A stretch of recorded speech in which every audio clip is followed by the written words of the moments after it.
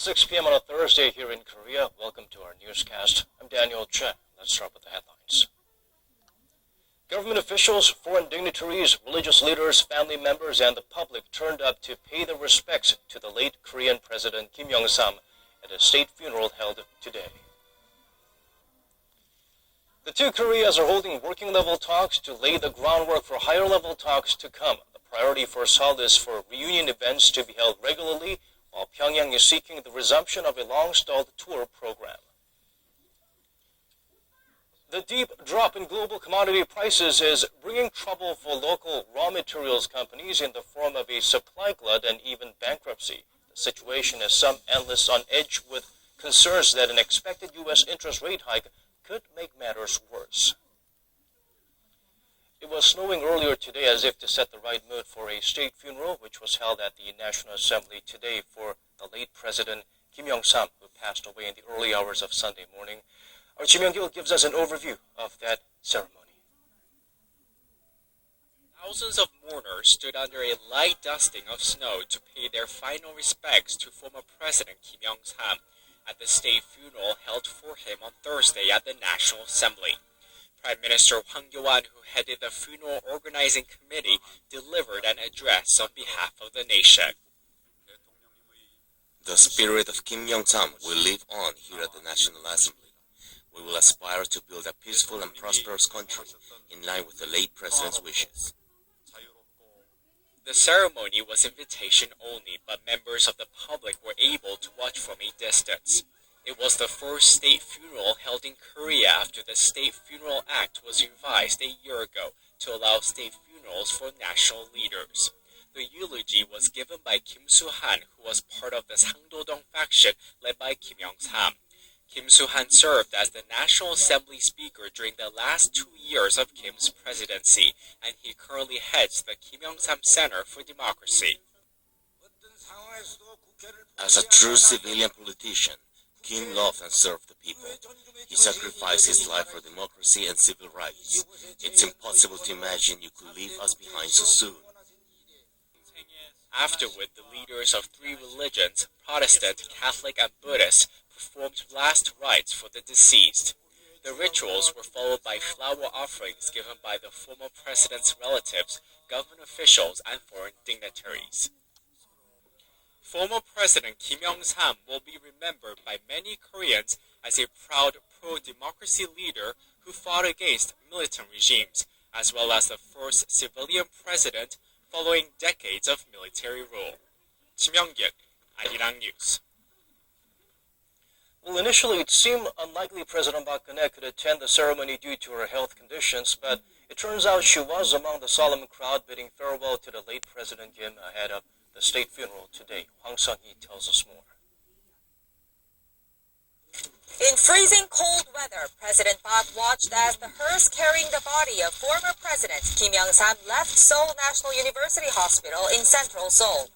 She offered her condolences to the late president's son, and he thanked her for attending the ceremony despite her ill health.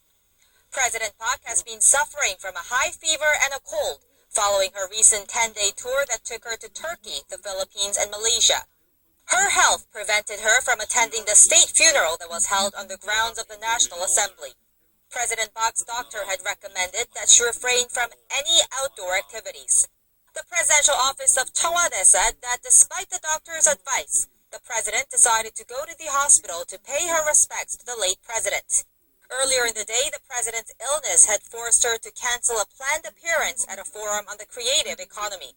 President Park will leave for a 7-day trip on Sunday that will take her to Paris for the UN Climate Change Conference, and then to Prague for a summit with the leaders of the Visegrad Group countries, including the Czech Republic, Hungary, Poland, and Slovakia.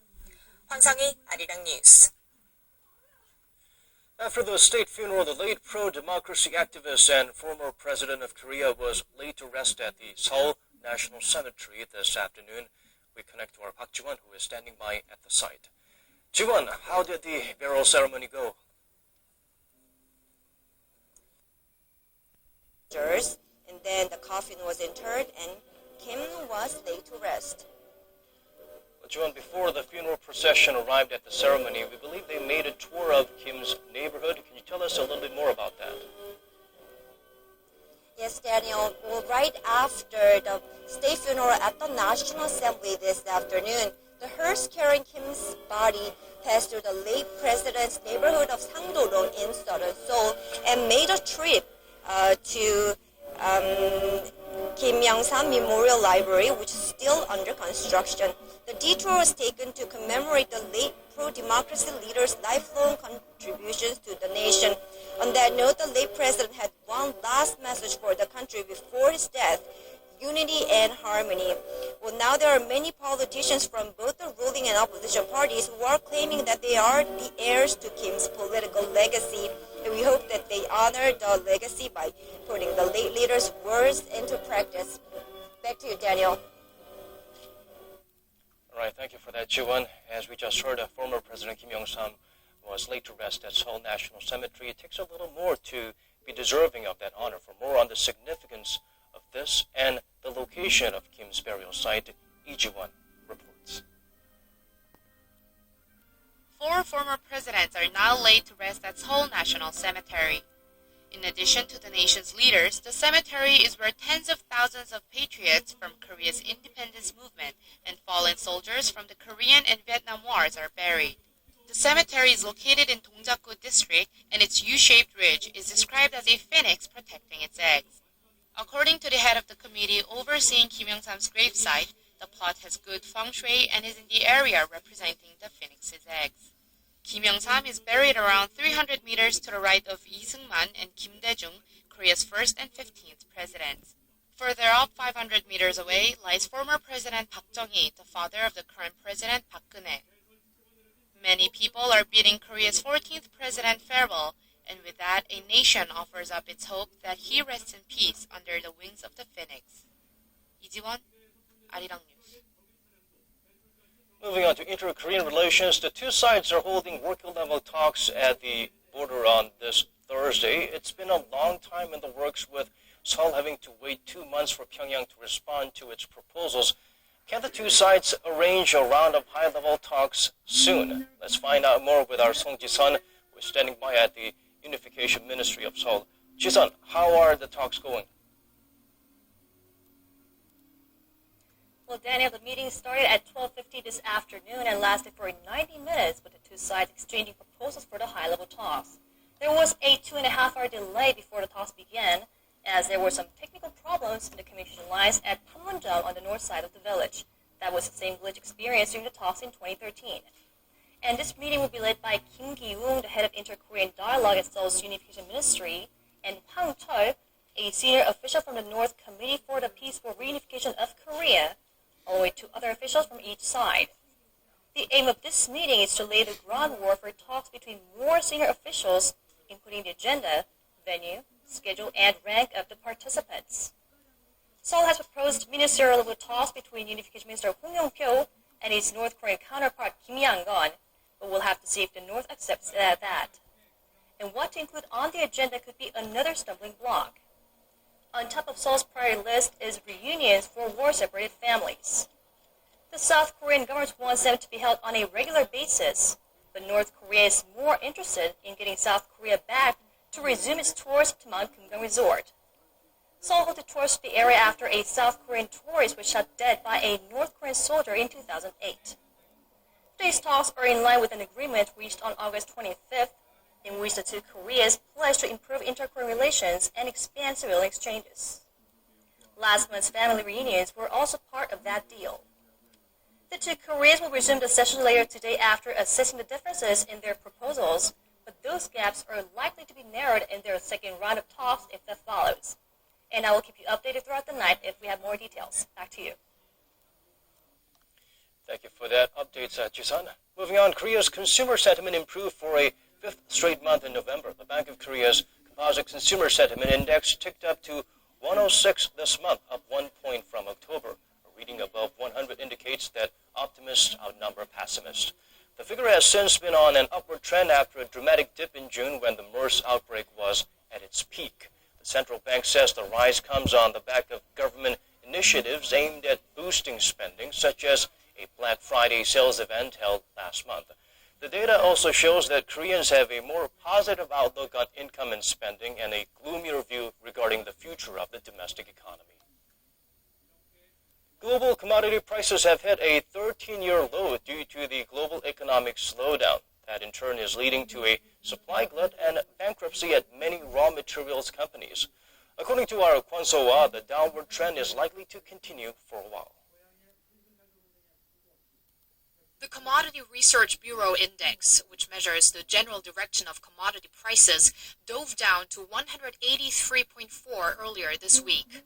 That's the lowest since November 2002, and a decline of 61% from July 2008, right before the global financial crisis. The formula includes prices of copper, steel, and crude oil. The U.S. benchmark West Texas Intermediate dipped to $41.75 a barrel on Monday, even getting down to the $40 range last week.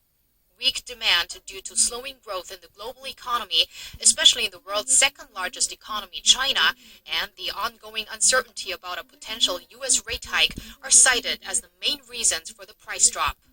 That in turn has led to an oversupply at many raw materials companies, which are already struggling to pay off their debt. According to data from Standard & Poor's, 99 global companies have defaulted so far this year, a record high since during the global financial crisis. 40 of those were in the raw materials industry. The number of commodity firms hit by a credit rating downgrade by S&P this year was 155, compared to the 99 companies in 2009. The situation isn't looking much better in Korea, as recent local data shows more than 30% of downgraded companies were in commodities firms. Normally, the drop in commodity prices would have a positive effect on Korea, as it's a big importer of raw materials. But countries that produce raw materials are struggling, and that's hurt Korea's exports, which means the price decline has limited effects on Korea. The expert added, if the U.S. does raise interest rates in December, as widely expected, it will strengthen the greenback, thus prolonging the global drop in commodity prices. Kwon So-ah, Arirang News. Korea's Ministry of Environment has ordered Volkswagen to reimburse Korean buyers after confirming the company installed emissions cheating software in diesel vehicles sold in Korea. Ministry officials said they have asked the German auto giant to issue the reimbursements in the form of cash or coupons. The officials said the 15 models confirmed with the so-called defeat devices were Euro 5 models with an older EA189 engine. The affected models include the popular Tiguan model. The ministry has ordered a recall of more than 125,000 vehicles equipped with the old engine, while imposing a sales ban on those cars. Volkswagen has also been slapped with a $12.3 million fine in Korea.